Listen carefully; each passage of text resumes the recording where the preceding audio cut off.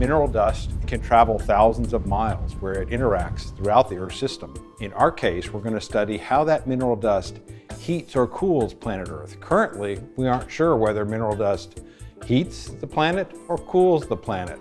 We're looking at dust sources on the Earth's surface, so deserts, arid regions. Wind can basically emit that dust into the atmosphere.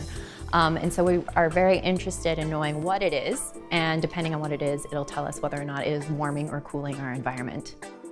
Some minerals are dark, maybe more red. They would absorb solar energy, and they could be heating elements. Other cases, minerals are bright white, and they could reflect sunlight back into space and cool the atmosphere.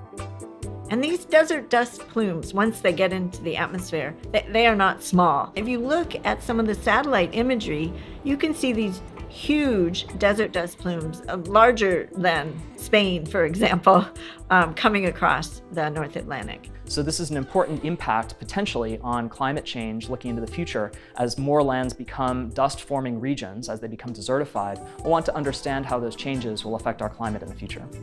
This experiment is so important for us to understand what's going on at the surface of the Earth in terms of the mineralogy and the composition.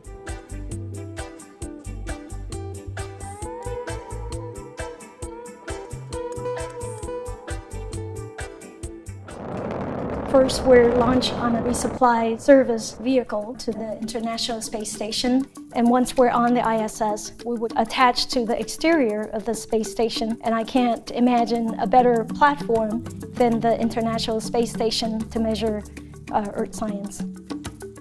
EMIT is an imaging spectrometer, so it has a telescope which basically collects a lot of light, and we image all of that light onto the slit of what we call a spectrometer. It measures light in many different wavelengths of the electromagnetic spectrum.